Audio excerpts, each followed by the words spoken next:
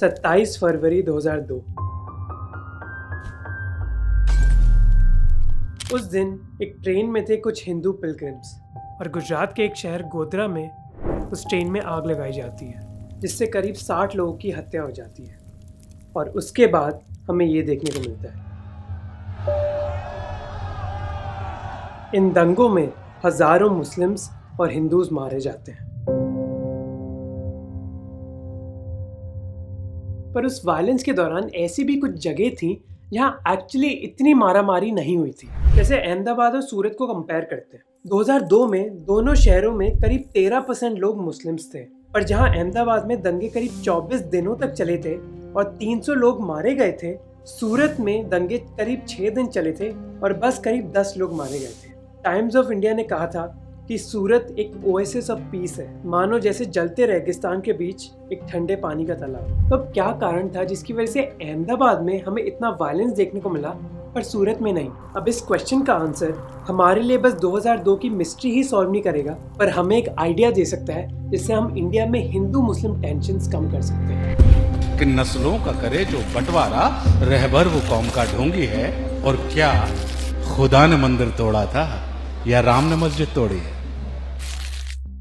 अब इस चीज को समझने के लिए सबसे पहले हमारे इतिहास में जाते हैं। इनका नाम है महमूद ऑफ गजनी। ये कहानी है करीब 1000 साल पहले की, जब महमूद ऑफ गजनी सोमनाथ शहर में घुसते हैं, पूरे शहर को लूटते हैं, लोकल लोगों को मारते हैं और फिर अफगानिस्तान वापस चले जाते हैं। कई लोग ये मानते हैं कि ये मूवमेंट एक ऐसी मूवमेंट थी जिसकी वजह से हिंदू मुस्लिम टेंशन्स बहुत हद तक बढ़ गई थी इंडिया में। मोहम्मद ऑफ गजनी को इतना इविल माना जाता है कि गजनी फिल्म का किरदार भी अपेरेंटली उन पर बेस्ड था। और ये इंसिडेंट हिंदूज और मुस्लिम्स के बीच डिविजन्स अभी भी क्रिएट करने में यूज किया जाता है। और करीब हजारों साल बाद भी इस इंसिडेंट को कई पॉलिटिकल लीडर्स मेंशन करते हैं। पर क्या आपको पता है कि इस इंसिडेंट के 200 साल बाद सोमनाथ में क्या हुआ? इस फोटो को देखिए। आपको इस फोटो में क्या दिखता है? ये जो जमीन है, ये सोमनाथ मंदिर की जमीन है और ये सब चीजें क्या हैं? ये कब्र है। अब ऑब्वियसली ये हिंदूज की कब्र तो नहीं हो सकते क्योंकि हिंदूज बॉडी को दफनाते नहीं है। ये कब्र है मुस्लिम ट्रेडर्स के। अब सवाल ये खड़ा होता है कि मुस्लिम ट्रेडर्स के कब्र कर क्या रहे हैं सोमनाथ मंदिर की जमीन पर, एक ऐसा मंदिर जहां 200 साल पहले बहुत ही वायलेंट इंसिडेंट हुआ था। अब इस मिस्ट्री के पीछे जो आंसर है वही आंसर एक्सप्लेन कर सकता है कि सूरत में हमें 2002 की राइट्स के दौरान इतना वायलेंस क्यों नहीं देखने को मिला था। जो सोमनाथ की टेंपल अथॉरिटी थी, उन्होंने बेसिकली मंदिर की जमीन दे दी थी मुस्लिम रूलर को, जो एक पास के गांव में अपना रूल बसाना चाहते थे। अब सोमनाथ की टेंपल अथॉरिटी ने ऐसा किया क्यों? क्योंकि टेंपल अथॉरिटी ये मानती थी कि उस मुस्लिम रूलर और उनके एम्पायर की वजह से सोमनाथ मंदिर और आसपास के एरिया में बिजनेस बढ़ेगा, जिसकी वजह से सभी लोगों का फायदा होगा। और सोमनाथ की अथॉरिटी ये भी मानती थी कि वो उस मुस्लिम रूलर से टैक्सेस भी गेन कर सकते हैं। तो बेसिकली इस अरेंजमेंट से दोनों कम्युनिटीज को एक फायदा था और यही इंटरडिपेंडेंस सूरत की मिस्ट्री के कहानी के पीछे है। सौमित्र झा, जो एक प्रोफेसर है स्टैनफोर्ड यूनिवर्सिटी में, उन्होंने ये मैप क्रिएट किया था। ये मैप हमें बताता है कि 1850 और 1944 के बीच कितनी कम्युनल राइट्स हुई इंडिया के डिफरेंट शहरों में।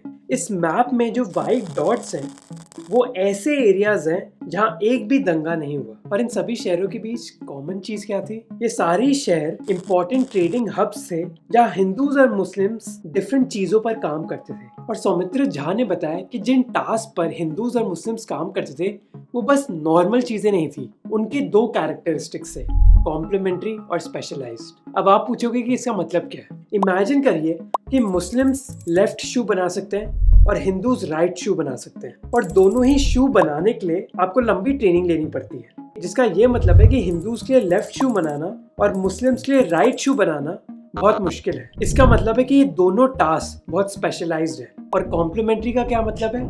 कि उनको जूते बेचने के लिए एक दूसरे की मदद चाहिए ही चाहिए। अब ये एक छोटा सा एग्जाम्पल था, पर सौमित्र झा कहते हैं कि जिन भी शहरों में कम्युनिटीज स्पेशलाइज और कॉम्प्लीमेंट्री टास्क कर रही थी, उधर वायलेंस की संभावना बहुत कम थी। और इस चीज का सौमित्र झा ने एविडेंस भी देखा अपनी फील्ड ट्रिप पर। करीब 10 साल पहले अपनी रिसर्च के लिए वो पोरबंदर गए थे, जो एक ट्रेडिंग हब था। सौमित्र झा ने उधर लोगों से पूछा कि 2002 के दौरान पोरबंदर शहर में इतना वायलेंस हुआ क्यों नहीं। एक हिंदू रिस्पोंडेंट ने उनको कहा कि उनके शहर में भी कोशिश करी गई थी वायलेंस करने की। कई हिंदू कम्युनिटी मेंबर्स को चूड़ी भेजी गई थी, ये दिखाने के लिए कि वो असली मर्द नहीं है, क्योंकि वो मुस्लिम्स को मार नहीं रहे। और ना ही कोई कम्युनिटी मेंबर और ना लोकल पॉलिटिशियंस वायलेंस चाहते थे, इसकी वजह से उधर वायलेंस हुआ नहीं। We didn't want the violence. Our politicians didn't want it. Our police didn't want it.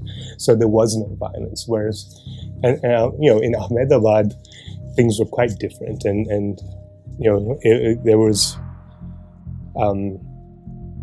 some really bad things that happened, as you know. अब इस थ्योरी को और गहराई से समझने की कोशिश करते हैं, तो मेरे साथ बने रहिए। इस मैप को देखिए। इस मैप में जहाँ भी ट्रायंगल्स बने हुए हैं वो मेजर मिडीवल पोर्ट्स होते थे इंडिया में 7th सेंचुरी से 17th सेंचुरी तक, जैसे पोरबंदर, सूरत, मैंगलोर और कोचिन। अब इन सारे ही पोर्ट्स में ट्रेडर्स जो थे वो मोस्टली मुस्लिम्स थे। क्यों? हज। अब अपने रिलीजन की वजह से कई मुस्लिम्स हज जाते थे, और मक्का जहाँ हज होता था उधर हजारों साल से दुनिया की सबसे बड़ी टेक्सटाइल मार्केट थी। तो वो मुस्लिम्स जो हज रिलीजियस रीजंस की वजह से जा रहे थे, वो सोचते थे कि हम क्यों ना कुछ चीजें ले लें और उधर ट्रेड करने लग जाएं। कई लोगों के NRI अंकल की तरह जो 10 साल पहले US से लेटेस्ट फोन्स लेकर आते थे इंडिया। अब जहाँ हिंदूज टेक्सटाइल्स की मैन्युफैक्चरिंग करते, मुस्लिम्स इन चीजों को हज लेकर जाते और उधर ये सामान बेचते। If you're a Hindu in these ports, it really helped if you had a Muslim you could do business with. And this was true at the ports, not necessarily inland, where you could just give it to another Hindu who then took it to the ports. तो जहाँ Hindus इन textiles को बना रहे थे, Muslims इस चीज को बेच रहे थे, और दोनों एक दूसरे का काम कर नहीं सकते थे, क्योंकि हिंदूज के पास वो बिजनेस नेटवर्क नहीं था जिसकी वजह से वो ये चीजें मिडिल ईस्ट में बेच सकते, और मुस्लिम्स के पास इतनी नॉलेज नहीं थी कि वो ऐसी चीजें बना सके। और ऑब्वियसली दोनों ही कम्युनिटीज इस अरेंजमेंट से खुश थी और इस इक्विलिब्रियम को बनाए रखना चाहती थी। इस अरेंजमेंट को सपोर्ट करने के लिए लोकल कस्टम्स भी क्रिएट हो गए। एक कस्टम जिसके बारे में आपने सुना होगा वो है काला पानी। इस कस्टम की वजह से हिंदूज को कहा जाता था कि वो एक फॉरेन देश जा नहीं सकते थे समुद्र के जरिए, क्योंकि अगर वो ऐसा करते वो अपनी कास्ट खो बैठते। इसी सेम कारण की वजह से अंग्रेजों ने कई हिंदूज को अंडमान जेल भेजा था, जिस जेल को कहा जाता था काला पानी। ये ऑलमोस्ट एक डबल पनिशमेंट की तरह था कि आप जेल भी जा रहे हो और आप ऐसे जेल जा रहे हो जहां आप अपनी कास्ट खो बैठोगे। और अपनी रिसर्च के जरिए बेसिकली सौमित्र झा ने दिखाया कि मिडीवल पोर्ट्स में 1850 और 1995 के दौरान कम दंगों की संभावना थी दूसरे शहरों के कंपैरिजन से। अनफॉर्चुनेटली हमने इंडिया में 2002 जैसी ट्रेजेडीज कई बार देखी। जैसे 1984 में इंडिया में एक भयंकर ट्रेजेडी हुई, भोपाल गैस ट्रेजेडी। इस ट्रेजेडी में 4 से 16 हजार के बीच लोग मारे गए, और इस एक्सीडेंट को दुनिया का सबसे बुरा इंडस्ट्रियल एक्सीडेंट माना जाता है। और अगर आप इस ट्रेजेडी के बारे में और जानना चाहते हैं तो मैं आपको स्ट्रांगली रेकमेंड करूंगा ये ऑडियो बुक जो आप कुकू FM ऐप पर सुन सकते हैं, जिन्होंने इस वीडियो को स्पॉन्सर किया है। ये ऑडियो बुक करीब 2 घंटे लंबी है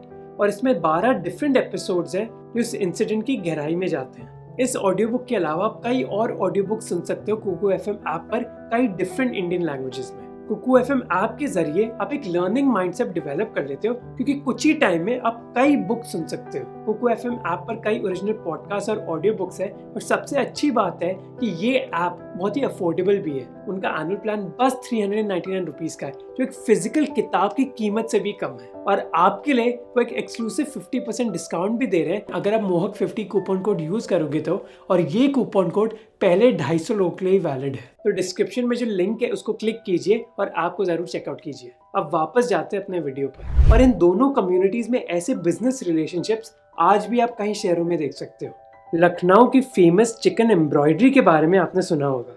इस बिजनेस में मुस्लिम कारीगर इन चिकन एम्ब्रॉयडरीज को बनाते हैं और Hindu shop owners final products को बेचते हैं। ये एक ऐसा रिलेशनशिप है जो करीब 250 साल से चला आ रहा है। बाबरी मस्जिद डेमोलिशन की जजमेंट के दौरान जब हिंदू मुस्लिम टेंशन्स हाई थी, तब एक हिंदू चिकनकारी शॉप ओनर ने एक जर्नलिस्ट को बताया कि जब आप मुस्लिम्स पर अपने धंधे के लिए पूरी तरह डिपेंडेंट है तो आपका ऐसी पॉलिटिक्स में कोई इंटरेस्ट होता ही नहीं है। और इस पूरे वीडियो का ऑलमोस्ट यही पॉइंट है। अगर आप इस वीडियो से कुछ ना समझे तो ये लाइन जरूर समझ लीजिए कि जब आप मुस्लिम्स पर अपने धंधे के लिए पूरी तरह डिपेंडेंट है तो आपका ऐसी पॉलिटिक्स में कोई इंटरेस्ट होता ही नहीं है। एक और एग्जांपल है बनारस में साड़ियों का बिजनेस, जहां करीब 80% कारीगर मुस्लिम होते हैं और बिजनेस ओनर्स हिंदूज होते हैं। 2006 में जब संकट मोचन मंदिर में एक बॉम्ब ब्लास्ट हुआ था, तब बहुत हाई चांसेस थी कि उस एरिया में कम्युनल टेंशन्स बढ़ सकती थी। एक मुस्लिम कारीगर ने हिंदुस्तान टाइम्स को बताया कि मुस्लिम्स और हिंदूज के बीच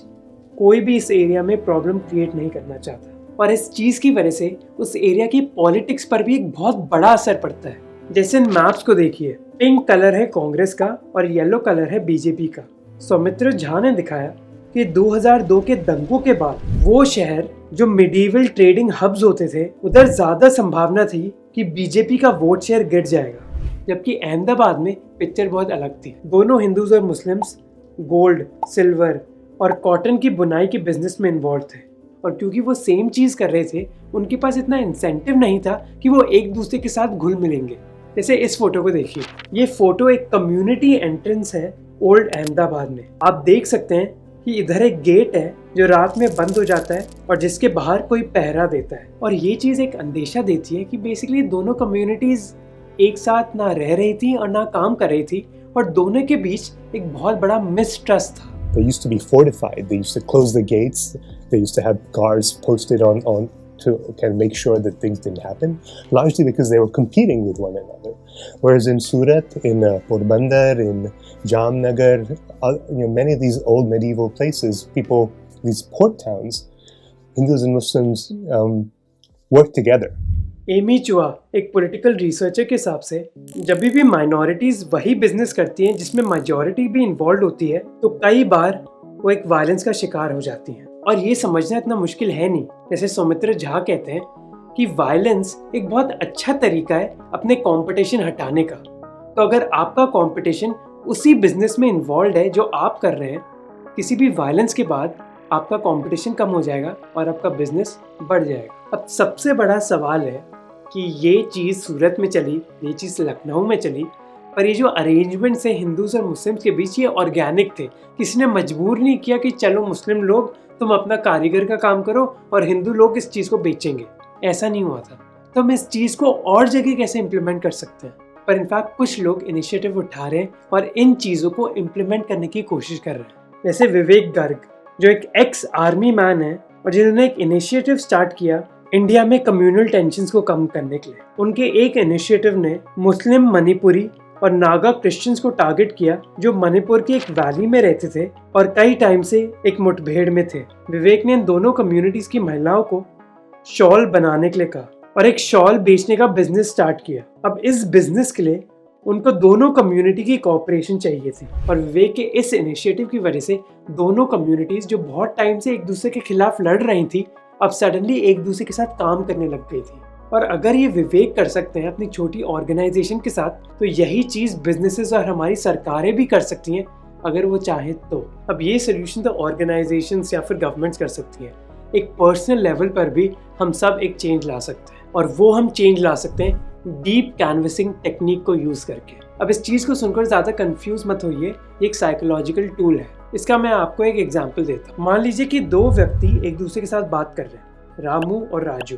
राजू जो हैं वो मुस्लिम्स के साथ नफरत करते हैं, तो अगर रामू राजू के ओपिनियन को बदलना चाहते हैं, उनको ये 4 स्टेप का प्रोसेस यूज़ करना चाहिए। पहले स्टेप में रामू राजू से पूछेंगे कि उनकी क्या प्रॉब्लम्स हैं इंडियन मुस्लिम्स के साथ। जैसे राजू बोलने लगेंगे, इस स्टेप में अटेंशन से सुनना बहुत ही ज़रूरी है, और रामू को ये दिखाना चाहिए कि वो ये नहीं मानते कि राजू का ओपिनियन इतना इम्पोर्टेंट नहीं है, उनको गौर से सुनना चाहिए।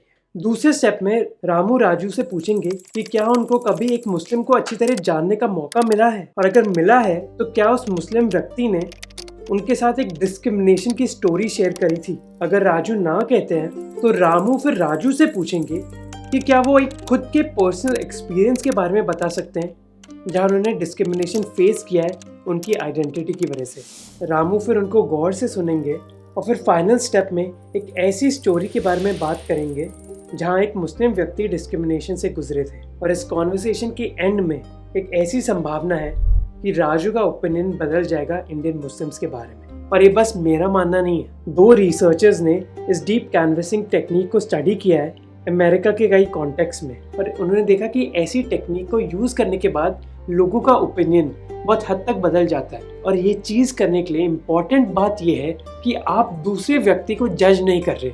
आप ये नहीं बोले कि उनके व्यूज़ गलत हैं और उनको अपने व्यूज़ चेंज करने चाहिए, बल्कि आप उनको समझ रहे हो और उनके साथ स्टोरीज शेयर कर रहे हो। और ये हम बस हिंदूज के ओपिनियन चेंज करने के लिए यूज नहीं कर सकते, बल्कि मुस्लिम्स के ओपिनियन भी चेंज करने के लिए यूज कर सकते हैं। हम हेट्रोसेक्सुअल्स के होमोसेक्सुअल्स के बारे में ओपिनियन चेंज करने के लिए भी यूज कर सकते हैं। और इसके बावजूद कि शायद आपने इस टेक्निक के बारे में पहले कभी नहीं सुना हो, पर आपने शायद देखा होगा या एक्सपीरियंस किया होगा। जैसे बजरंगी भाईजान मूवी में हमने देखा कि कैसे सलमान खान, जो एक कंजर्वेटिव हिंदू एनवायरनमेंट में रहते थे, उनका ओपिनियन कैसे बदल गया जब वो एक पाकिस्तानी मुस्लिम बच्चे से मिले। दिल्ली 6 में वो हिंदूज और मुस्लिम्स जो एक दूसरे के साथ लड़ रहे थे, एक साथ आ जाते हैं जब उनके सामने कॉमन प्रॉब्लम आती है, काला बंदर। पर अनफॉर्चुनेटली ऐसे इंटरेक्शंस डिफरेंट कम्युनिटीज में हो नहीं रहे। एक 2017 सर्वे के हिसाब से 67% हिंदूज के कोई मुस्लिम क्लोज फ्रेंड्स नहीं है। तो अगर हमें ये कम्युनल टेंशन्स कम करनी होगी, हमें इंटरडिपेंडेंस बढ़ानी होगी लोगों के बीच, चाहे वो बिजनेस के जरिए हो या फिर एक दूसरे के साथ बात करने के जरिए। So I hope you like this video. ये वीडियो बनाना इतना आसान नहीं था, इसमें बहुत सारी रिसर्च लगी है। So if you like it, do share the video. और हमने ऐसे ही पहले वीडियोस भी बनाए थे, जैसे एक वीडियो में हमने कंपेयर किया था कि लखनऊ और अहमदाबाद के बीच में डिफरेंस क्या है कम्युनल राइट्स के मामले में, तो इनको ज़रूर देखना। सी यू नेक्स्ट टाइम।